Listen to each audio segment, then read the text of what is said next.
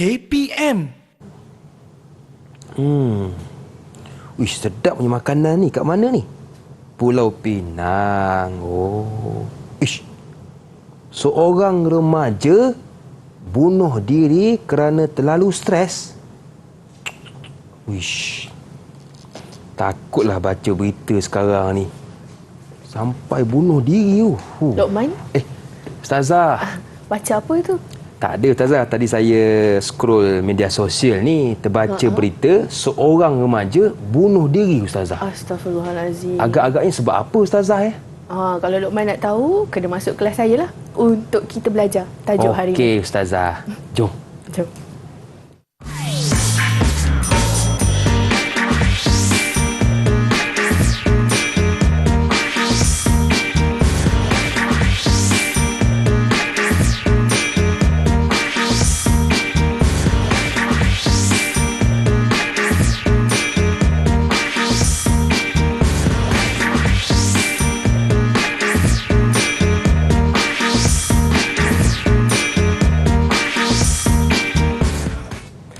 Assalamualaikum warahmatullahi wabarakatuh. Jumpa kita lagi dalam slot menengah atas bersama dengan saya Lokman Hakim. Dan hari ini kita nak belajar tentang pendidikan syariah Islamiah tingkatan 5. Agak-agak topik apa? Jom kita tanya kepada ustazah kita, Ustazah Fasha Nadia Ayub dari SMKA Mahat Hamidiyah Kajang, Selangor. Assalamualaikum Ustazah. Waalaikumsalam warahmatullahi wabarakatuh. Apa khabar Ustazah? Alhamdulillah sihat. Lokman sihat? Makin sihat Ustazah.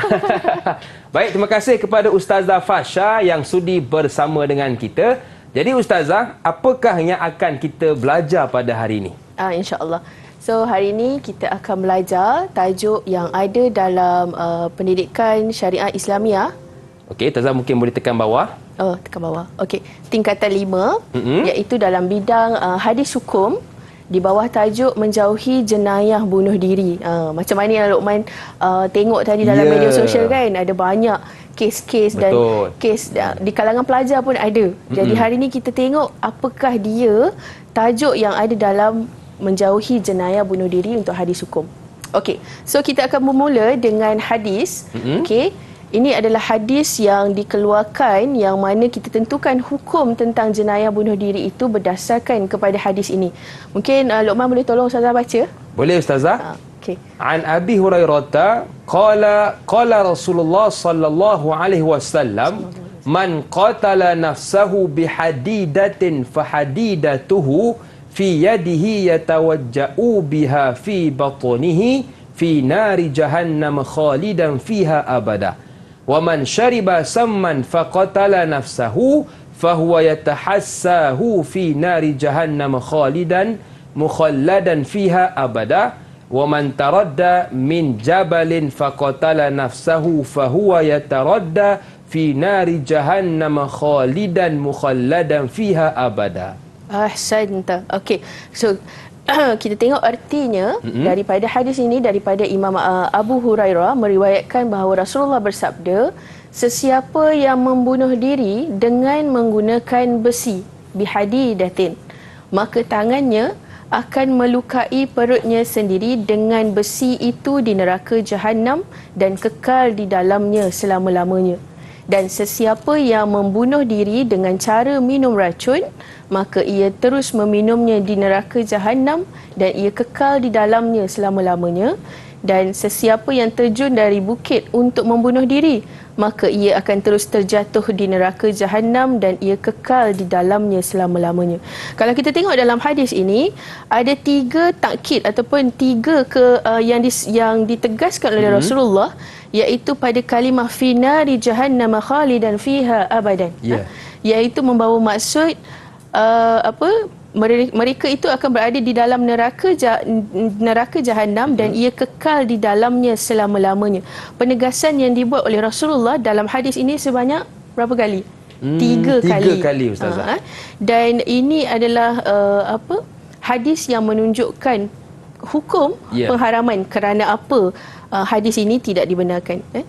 bukan hadis ini, hukum ini tidak dikeluarkan. Okey, kita tengok tuntutan hukum berdasarkan hadis. Yang pertama, haram membunuh diri dengan menggunakan besi. Yang tadi kita dah baca dalam hadis. Yang kedua, minum racun dan terjun dari bukit. Okey, yang kedua apa dia, Luqman? Yang kedua, orang yang membunuh diri akan melakukan perkara sama yang dilakukan untuk membunuh diri di akhirat nanti. Takutnya Ustazah. Itulah. Yang ketiga, mereka yang membunuh diri akan kekal di dalam neraka Jahannam selama-lamanya. So, ini adalah 3 tuntutan hukum yang dikeluarkan daripada hadis yang kita baca tadi. Maksudnya, kita tak boleh buat tuntutan yang lain melainkan apa yang ada dalam hadis ini sahaja. So sekarang kita pergi bagaimana cara ulama mengistimbatkan hukum. Pengistibatan hukum bermaksud bagaimana ulama mengeluarkan hukum itu daripada hadis ini. Okey. Kalau kita tengok cara ulama mengistimbatkan hukum, pengharaman kepada membunuh arak adalah melalui lafaz finari jahannam khalidan fiha abadan. Yang kedua, ayat ini bermaksud ia kekal di dalam neraka Jahannam selama-lamanya. Yang ketiga, setiap sesuatu perkara yang dijanjikan Rasulullah dengan siksaan ialah sesuatu yang haram dan berdosa besar. Dan yang terakhir, oleh itu perbuatan membunuh diri adalah haram walau dengan apa cara sekalipun. Bermaksud di sini, pengistibatan hukum daripada hadis ini menjelaskan pengharaman membunuh diri terhadap kepada orang Islam. Kalau kita tengok cara ulama mengistimbat bila pelajar-pelajar nak menjawab soalan pengistibatan hukum, pastikan ada 4 poin utama ni lah. Macam yang saya sebutkan, yang pertama mesti lafaz. Betul. Yang kedua adalah huraian kepada lafaz. Baik. Yang ketiga adalah hukum itu sendiri, apa yang dikeluarkan. Dan yang terakhir adalah kesimpulan daripada hukum itu. Okey. So, ini adalah bagaimana cara ulama mengistimbatkan hukum. Okey. So, setakat ni Luqman faham, Luqman? Okey, yang saya faham, tiada kompromi kepada orang yang membunuh diri. Ya, betul. Walau dengan apa cara sekalipun, pengharaman tetap dilaksanakan. Okey, sekarang kita pergi kepada kita pergi kepada nak duga akal. Nak tengok macam mana Luqman ingat tak hadis tu tadi. InsyaAllah saya cuba, Ustazah. Okey, kita cuba soalan yang pertama. Larangan meminum racun bagi tujuan membunuh diri. Dalam bahasa Arabnya apa? Okey, larangan meminum. Minum dalam bahasa Arab apa minum? Syaribah. Syaribah. Jadi kalau tengok di situ jawapannya adalah syaribah sama. Syaribah sama. Betul ke tak? Betul. Alhamdulillah. Terima kasih Ustazah. Okey. Soalan yang kedua. Okey. Haram membunuh diri dengan menggunakan besi. Baik. Besi dalam bahasa Arab apa tu? Hadid. Hadid. Okey. So, dah ada clue ke belum dekat jawapan? Di hujung Ustazah. Qatala nafsahu bihadidatin. Ahsanta. Okey. Kalau yang terakhir, orang yang membunuh diri dengan tujuan dengan terjun daripada bukit akan melakukan perkara yang sama di akhirat nanti. Okey, mestilah jawapan yang terakhir Ustazah. Fahuwa yataradda fi nari jahannam. Okey, betul. Ahsanta. Okey, kita kasih, tengok Ustazah. soalan yang kedua. Okey. Kita nak uji lagi sekali isi tempat kosong. Dengan jawapan yang betul. Yang pertama, berdasarkan hadis, Allah telah mengharamkan membunuh diri menggunakan besi. Kemudian apa? Dan terjun dari bukit tinggi ataupun daripada tempat tinggi atau bukit. Baik, Cuba saya jawab. rasa besi dan juga racun, Ustazah. Okey, betul. Racun ke? Alhamdulillah. Kalau pelajar tulis minum racun pun diterima. Betul juga jawapan Makan racun? dia. Makan racun? Adakah makan racun? Mestilah minum Ustazah. Mestilah minum kan? Betul. Okey, yang kedua, orang yang apa? Oh, maaf, saya dah tertunjuk jawapan dah.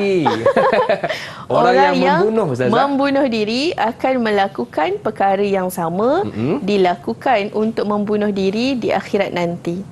Okey. Dan yang ketiga, mereka yang membunuh diri akan kekal di dalam neraka Jahannam. Sudah pastilah buat selama-lamanya. Selama-lamanya, betul. Yeah. Okey, jadi istimbat hukum membunuh diri berdasarkan hadis ini adalah berdasarkan lafaz apa, Luqman? Ini ingat susah tak? sikit ni. Sekejap saya ingat balik. Cuba, sebab ayatnya panjang kan? Fi nari jahannam khalidan fiha. Alhamdulillah. Baik, betul. Abadan tertinggal satu pula. Abadan tertinggal satu. Okey. Fi nari jahannam khalidan fiha abadan. Okey. So, tahniah sebab Luqman berjaya menjawab dengan betul semua soalan yang Ustazah bagi. Dan untuk kali ni kita tengok sahaja bagaimana dia punya maksud hadis tu tadi, dan bagaimana tuntutan hukum. Kalau Luqman masih ingat, apakah tuntutan hukum sebut satu?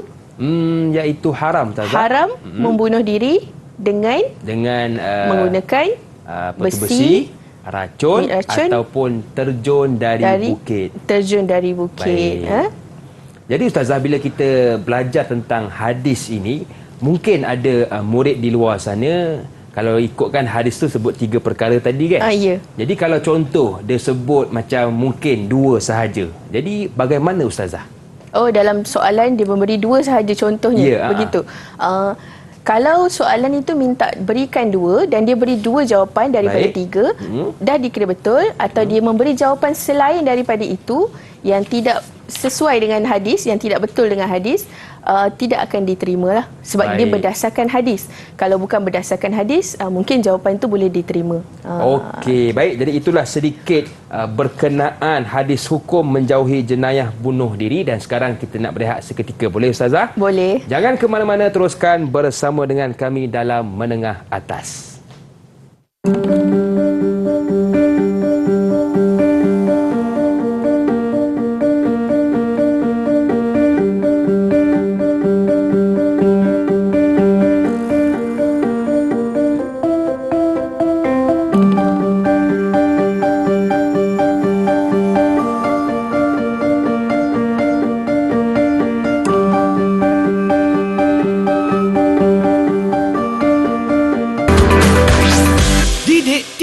KPM.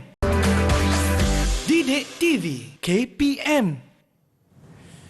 Hari ini kan murid-murid kita selalu dengar perkataan bunuh diri. Tapi apakah maksud sebenar kepada bunuh diri dan apakah faktor-faktor orang sanggup membunuh diri? Jom kita dengarkan ulasannya dari ustazah kita, Ustazah Fasha Nadia Ayub. Okey Ustazah, apakah maksud dan faktor orang membunuh diri Ustazah? Silakan. Okey. So hari ini sekarang kita akan masuk kepada pengertian membunuh diri. Dari segi bahasa, ianya adalah seseorang yang mengambil nyawanya sendiri dengan sengaja.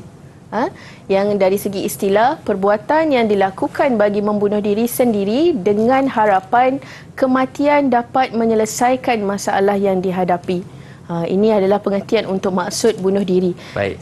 Okey, so kita tengok kepada dalil. Haram membunuh diri dengan apa-apa cara sekalipun. Hal ini dibuktikan dengan firman daripada Allah dalam surah Al-Baqarah ayat 195. A'udzubillahi minasyaitonirrajim. Wala tulqu biaidikum ila tahlukah. Artinya, dan janganlah kamu sengaja mencampakkan diri kamu ke dalam bahaya kebinasaan. Kalau kita tengok daripada dalil ini, sekiranya kita masih ingat lagi pula murid-murid, masa kita belajar tingkatan 4 dalam usul fiqh, kita belajar tentang salah satu hukum iaitu bab kias. Jadi dalam dalil ini kita mengkiaskan hukum membunuh diri juga adalah perkara yang mencampakkan diri ke dalam kebinasaan. Contoh lain yang boleh kita bawa menunjukkan bahawa perbuatan yang kita buat tu membawa kepada kebinasaan, contoh lain tu apa Luqman? Contohnya macam kita hari ini mungkin di kalangan kita suka minum arak. Ya. Betul ke? Betul. Dia boleh merosakkan tubuh badan, akal fikiran yang paling utama. Betul. Dan selain daripada itu adalah contoh menghisap vape ke, merosakkan tubuh badan kan. Jadi semua perbuatan yang mencampakkan kepada kebinasaan adalah sesuatu yang tidak dibenarkan dalam Islam. Okey. Kemudian kita tengok ada dalil lain, iaitu daripada hadis, iaitu membunuh diri juga merupakan perbuatan yang mendapat dosa besar dan dilaknat oleh Allah. Hal ini disandarkan dengan hadis berikut daripada an Thabit bin Dhahak radhiyallahu anhu anin Nabi sallallahu alaihi wasallam qala man qatala nafsahu bi syai'in uzzaba bihi yaumal qiyamah. Artinya daripada Thabit bin Dhahak, dia Rasulullah bersabda, Sesiapa yang membunuh diri dengan sesuatu cara, pada hari kiamat kelak dia akan diseksa dengan cara seperti itu pula. Ini adalah daripada hadis riwayat Imam Bukhari dan Muslim.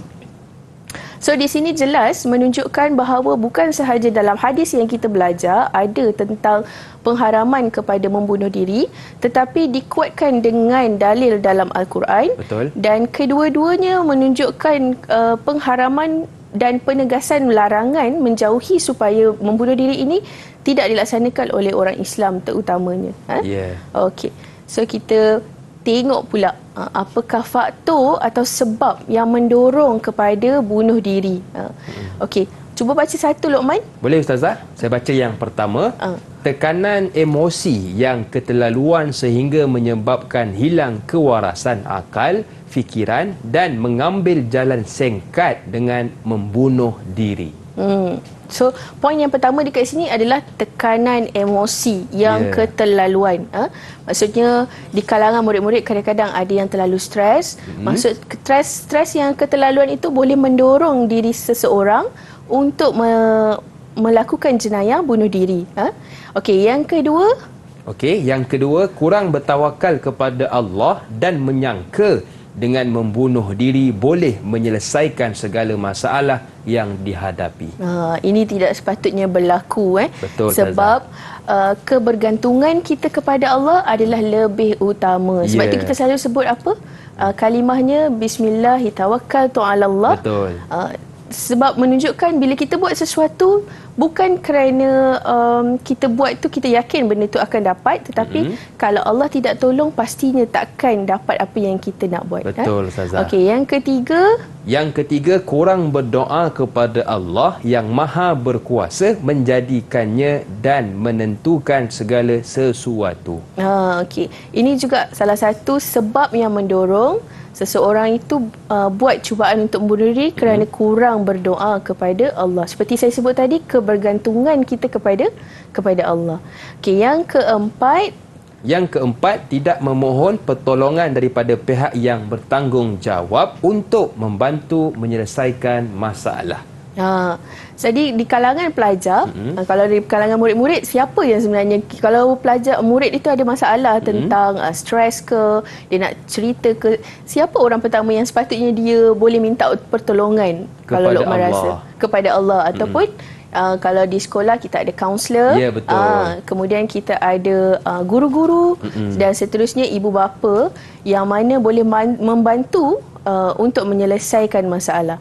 Dan yang terakhir, sebab yang mendorong iaitu keimanan yang kurang mantap akan menyebabkan dirinya mudah dikuasai syaitan yang mendorongnya untuk membunuh diri. Dan Ustazah, kalau boleh saya tanya kan, tadi Ustazah ada sebut kita kalau ada masalah luahkan kepada orang-orang yang kita nak luah lah. Dan adakah faktor bila kita tersalah luah itu menjadikan kita nak bunuh diri, Ustazah? Kita tersalah luah. Betul, mungkin sepatutnya luah dekat cikgu, tapi luah kepada kawan yang mungkin tak bagi positif punya kesan kepada kita. Okey. Faktor itu mungkin dia lebih kepada kalau kita share dengan kawan kita yang lain, kadang-kadang dia punya kematangan memahami kita tu tak sama seperti orang dewasa memahami kita. Jadi lebih baik kita cerita pada orang yang lebih dewasa, supaya dia dapat menasihatkan kita dan kita dapat menyelesaikan masalah. Betul, yang lebih pengalaman dalam kehidupan Ustazah. Dalam bidang. Okey Ustazah, seterusnya? So seterusnya kita akan pergi kepada soalan. Kita nak uji Luqman lagi lah. Boleh Ustazah? Saya cukup bersedia hari ini. Luqman lagi yang kena. Okey, soalan pertama, apakah maksud membunuh diri?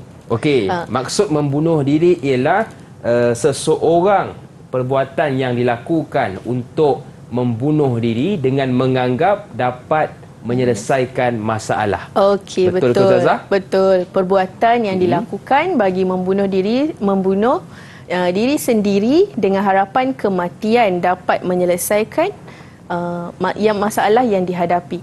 Bila ada soalan berkaitan dengan maksud ataupun pengertian, pelajar-pelajar atau murid-murid hendaklah memberikan jawapan dari segi istilah sahaja. Okey. bukan dari segi bahasa lah, daripada segi istilah. So soalan yang kedua, terangkan 2 faktor. Alamak, saya dah bagi jawapan lagi sekali. Terangkan 2 faktor yang mendorong seseorang membunuh diri. Satu saya dah bagi. Tekanan emosi yang keterlaluan yang menyebabkan hilang kewarasan akal fikiran dan mengambil jalan singkat dengan membunuh diri. Satu lagi Luqman kena penuhkan. Okey, yang kedua saya rasa jawapan pandangan saya ialah kurangnya tawakal kita kepada Allah sehingga kita ambil jalan mudah dengan menganggap mati itu satu penyelesaian. Ya, betul. Betul ke Ustazah? Okey, betul. Lebih kurang sama Ustazah ya. Alhamdulillah. Ini full boleh dapat 4 markah. Terima kasih. Okey. So tahniah untuk Luqman. So ini adalah segmen yang kita dapat ulas di sini dari segi maksud dan juga sebab tadi, yang mana murid-murid kena fokuskan bila menghadapi sesuatu masalah. Baik. Jangan ambil jalan mudah dengan melakukan perbuatan yang merosakkan diri dan menjadi sia-sia. Sebaliknya, carilah orang lain yang lebih dewasa dan faham untuk menerangkan dan membantu kita menyelesaikan masalah. Ya, betul. Mungkin di rumah kita ada ibu dan ayah yang boleh kita luar, adik ada masalah ni, kenapa? Yalah, adik ni susah nak belajar, contoh kan Tazah, kan? Jadi supaya apa yang kita hadapi masalah tersebut dapat kita tahu jalan penyelesaiannya dan mudah-mudahan kita dapat ketenangan kembali. Betul tak Ustazah? Betul. Cuma Ustazah, dalam bab menjawab soalan ni kan, yalah kadang-kadang ada murid kita jawab tak mengikut buku, tak sebiji Ustazah. Jadi mungkin boleh ke bagaimana Ustazah? Okey. Sekiranya murid-murid memberi jawapan yang tidak sebiji seperti dalam buku, tetapi masih membawa maksud ataupun menjawab soalan itu, jawapan pelajar murid itu akan diterima. Okey. Cuma untuk soalan terangkan di sini, murid mesti memberikan isi dan juga huraian. Sebab itu jawapan dia panjang. Betul. Dia tak boleh sekadar tekanan emosi yang keterlaluan. Itu sahaja takkan dapat markah lah. Dia dapat satu sahaja. Okey, baik. Jadi pastikan ada poin dan huraian di situ. Baik, kita nak berehat seketika. Jangan ke mana-mana, teruskan bersama dengan kami dalam Menengah Atas.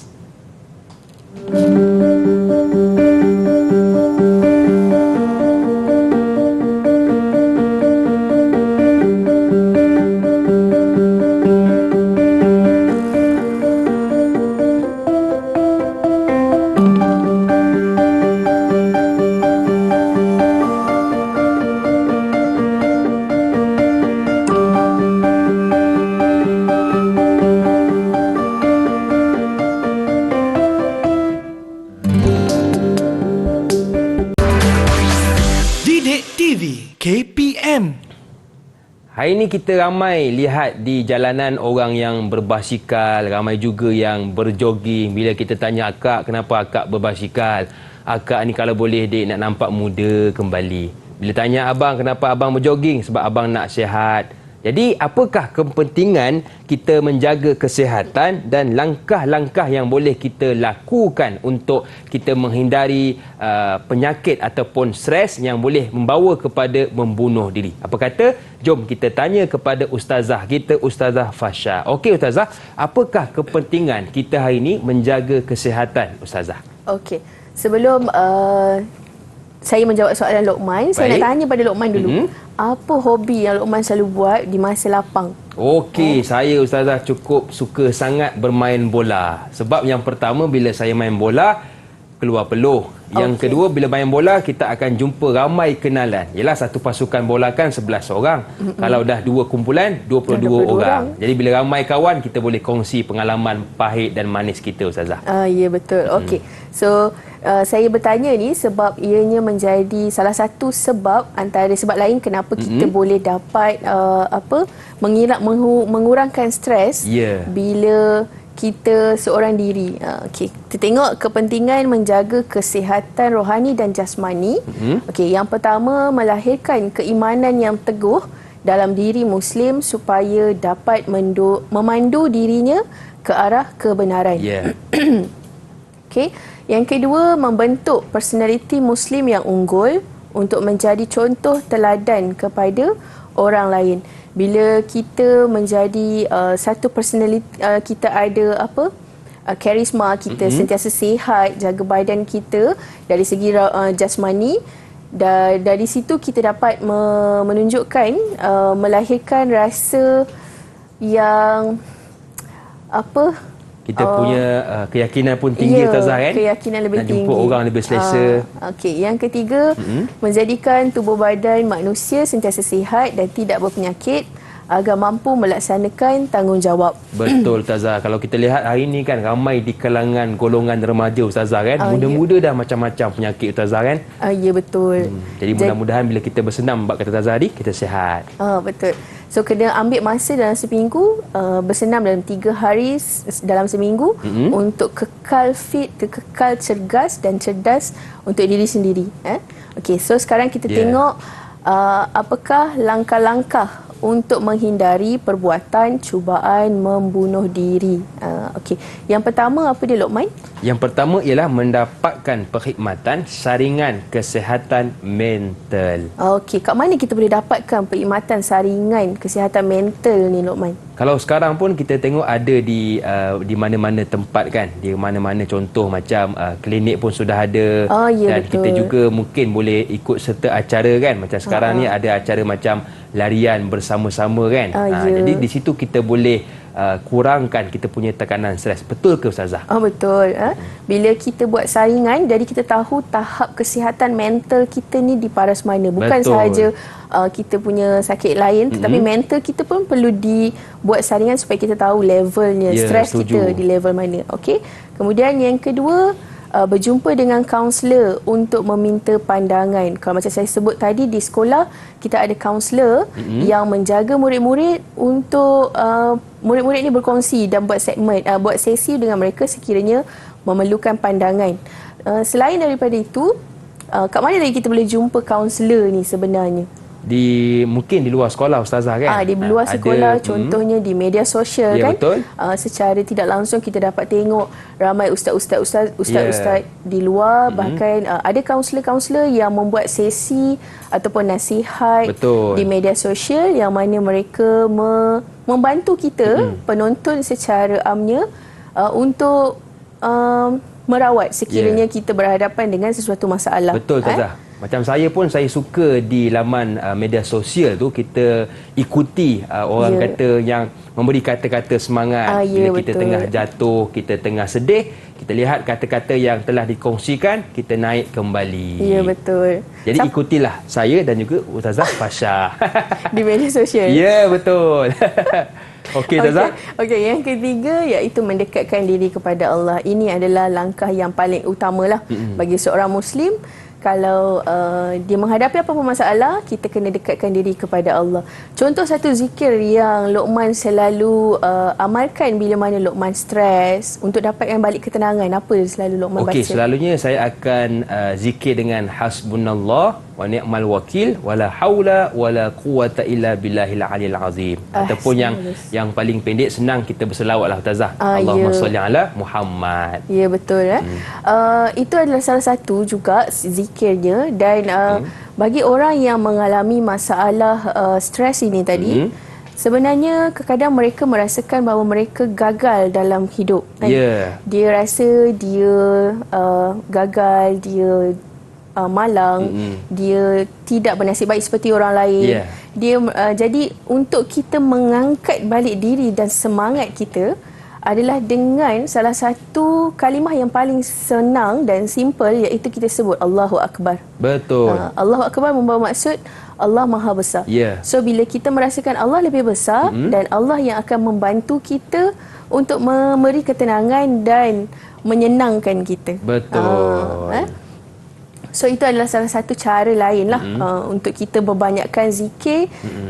Selain daripada solat, melakukan amal kebaikan yang lain, kita juga melakukan tambahan zikir untuk menguatkan jiwa kita. Ya, betul. Dan zikir ni bukan susah, Ustazah, kan? Kalau solat mungkin perlukan kepada perbuatan, sujud, rukuk, diri dan sebagainya, tapi zikir hanya kita lontarkan. lagi rasa kita down, lagi rasa kita tidak bermaya ataupun jiwa kita kosong, lagi kuat kita kena berzikir kepada Allah. Okey, so sekarang kita akan pergi kepada soalan. Baik, Ustazah. Latihan.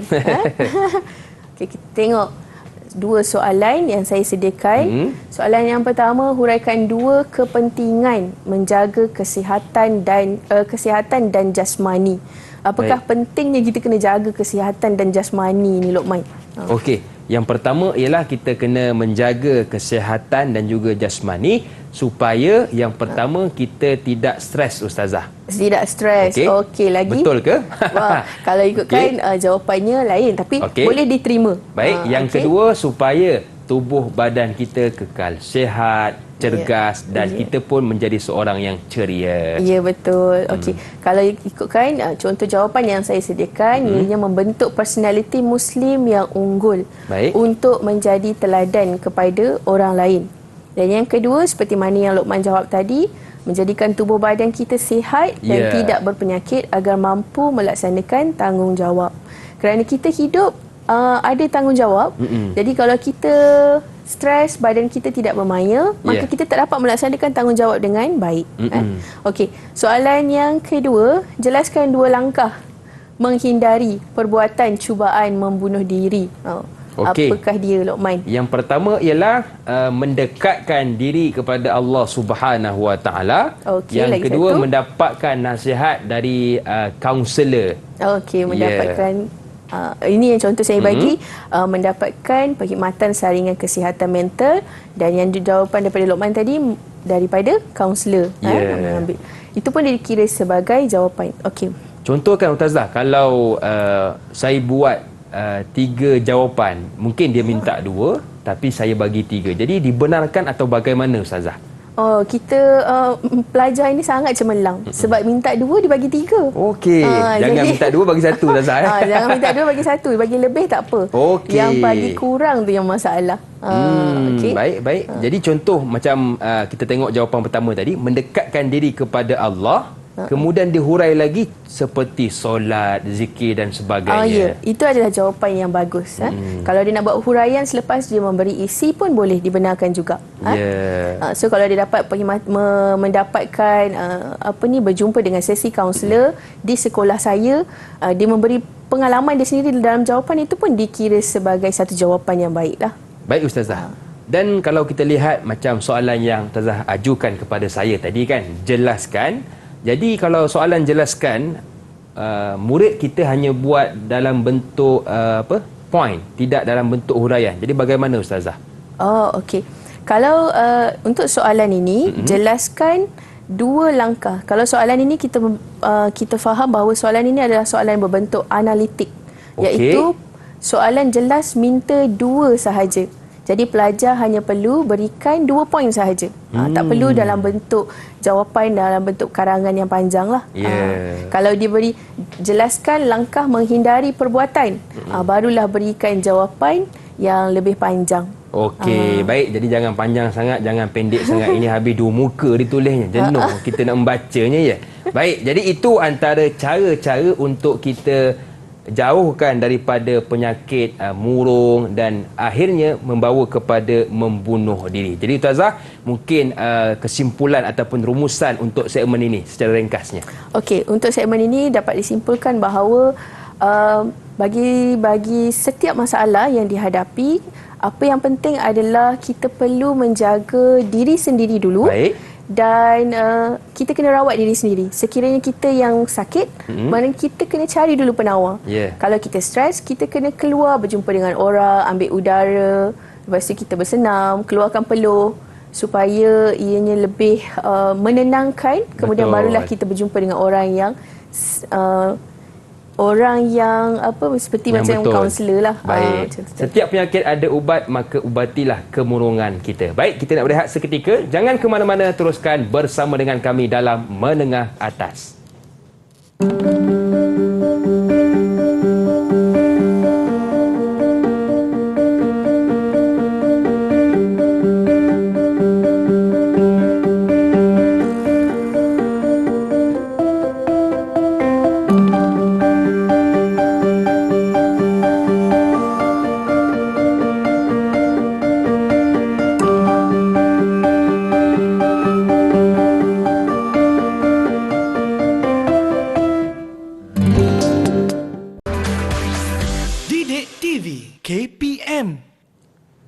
Kadang-kadang ada di antara kita sampai satu masa kita akan kemurungan. Tapi apakah tanda-tanda kita nak lihat sama ada kita kemurungan ataupun tidak?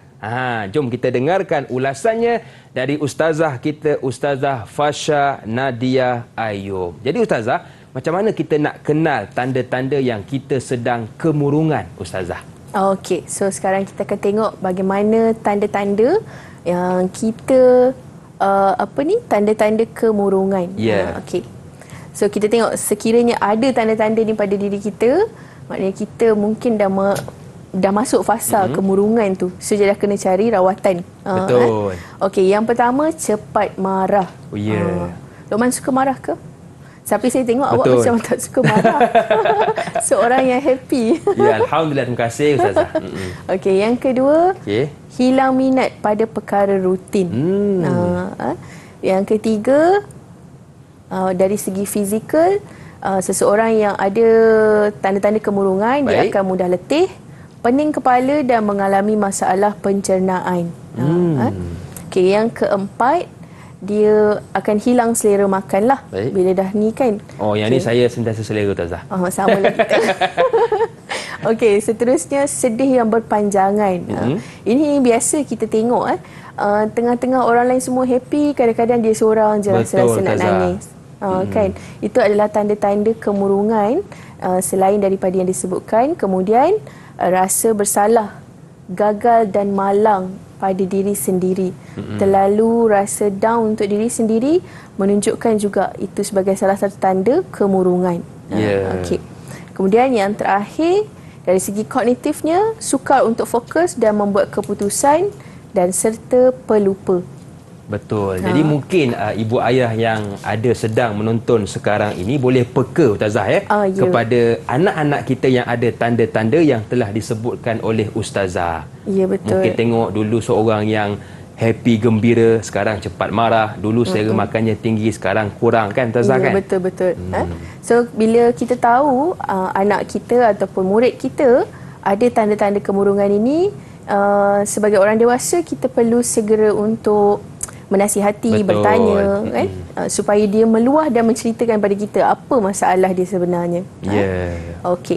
So bila kita dah ada tanda-tanda, pastinya kita akan ada cara ataupun kaedah untuk merawatnya. Yang saya sediakan di sini adalah sesuatu yang mungkin sebenarnya banyak lagi di luar, tetapi yang saya bawakan di sini hanya 3 sahaja. 3 doa yang mustajab yang saya kira sebagai salah satu doa yang boleh membantu seseorang yang mengalami kemurungan untuk naikkan balik semangat dia. Betul. Okey. So yang pertama, kita banyakkan berzikir hasbunallahu wa ni'mal wakil. Kerana maksud hasbunallah, tadi saya dengar Lokman memang suka baca kalimah ni kan? Sebab saya suka dengan maksud kepada doa tersebut, cukuplah Allah sebagai pelindung kami. Ya, betul. Bila Allah sebagai pelindung kita, maka kita tak perlukan kita tak mengharapkan kepada orang lain, bahkan manusia, tetapi hanya Allah. Kerana Allah adalah sebaik-baik pertolongan. Okay? Betul. Yang kedua, kita boleh amalkan juga doa Rabbi shrah li sadri wa yassir li amri wa halul 'uqdatam min lisani yafqahu qawli. Ya Allah, ya Tuhanku, lapangkanlah dadaku, permudahkan urusanku dan lancarkanlah lidahku supaya mereka faham ucapanku. Dan bila kita baca Rabbi shrah li ni selalu dalam kehidupan kita seharian, semua kerja kita akan lebih mudah. Yang mana kita rasa terlalu susah dan stres, dia akan jadi mudah dan hilang sebegitu saja susah tu tadi. Betul. Sebab kita meletakkan kebergantungan kita kepada Allah lebih tinggi berbanding manusia. Saya teringat ustazah, doa ni kami dulu masa zaman belajar selalu baca doa ni sebelum mulakan apa pun kelas. Ya, betul. Rabbi shrah li sadri wa yassir li amri wahlul 'uqdatam min lisani yafqahu qawli. Ya, betul. Sama juga dengan murid-murid saya di sekolah, memang sebelum mulakan kelas kita akan baca doa ini. Cuma mungkin dari segi penghayatan, murid-murid itu mereka sekadar membaca tetapi tidak menghayatinya dengan baik. Kerana mungkin tidak memahami maksudnya. Apakah yang dimaksudkan dengan mudahkan urusan? Bila kita nak beramal dengan sesuatu doa, pastikan kita faham apakah isi doa yang kita baca. Barulah tercapai hajat kita dan terlaksana semua, terlerailah semua masalah yang kita ada. Okey. So, doa yang ketiga, cuba Luqman baca, Luqman. Yang ketiga, ya hayyu ya qayyum birahmatika astaghitsu. Wahai Tuhan yang maha hidup lagi maha berdiri dengan sendirinya, dengan rahmatmu aku memohon pertolongan. Okey Ustazah, kita pun sudah berada di penghujung rancangan. Jadi apakah rumusan untuk segmen kali ini Ustazah? Okey, untuk segmen kali ini setiap macam tadi saya tunjukkan tanda-tanda kemurungan. Bila ada tanda-tanda kemurungan, pastikan kita mencari penawarnya. Betul. Dengan beramal, iaitu yang pertama mestilah mendekatkan diri kepada Allah. Tidak ada jawapan, tidak ada penyelesaian yang lebih utama berbanding mendekatkan diri kepada Maha Pencipta. Sebab dia yang akan memberi ketenangan kepada diri kita, kan? Kalau kita meninggalkan dia, maka dunia pun kita tak akan dapat. Betul. Tapi kalau kita mengutamakan Allah, maka dunia dan akhirat kita akan dapat. Okey, orang yang kejar akhirat, dunia pasti akan datang dalam kehidupannya. Baik Ustazah, bagaimana Ustazah menilai prestasi saya pada hari ini Ustazah? Agak-agak cemerlang lah. Amin. Saya tengok Luqman hari ini sangat aktif, dan memang sangat cemerlang. Alhamdulillah. Terima kasih Ustazah atas anugerah dan juga ganjaran. Baik Ustazah, di manakah murid-murid kita boleh dapatkan latihan pengukuhan Ustazah? Murid-murid boleh dapatkan latihan pengukuhan di Pelantar Delima KPM. Okey, Pelantar Delima KPM. Baik. Jadi Ustazah, kita pun sudah berada di penghujung rancangan. Jadi Ustazah minta saya baca doa Ustazah ya? Ya betul, saya nak. Baik. Jadi jom sama-sama kita tutup kelas kita pada hari ini dengan sedikit doa. Bismillahirrahmanirrahim. Bismillahillazi la yadurru ma'asmihi syai'un fil ardi wa la fis sama'i wa huwas sami'ul alim. Amin. Allahumma inna nastahfizuka wa nastaudi'uka adyanana wa amwalana wa ahlana wa kulla syai'in a'taitana. Rabbana atina fid dunya hasanah wa fil akhirati hasanah wa qina azaban nar. Sallallahu ala sayyidina Muhammad wa ala alihi wa sahbihi wa baraka wa sallam. Walhamdulillahi rabbil alamin.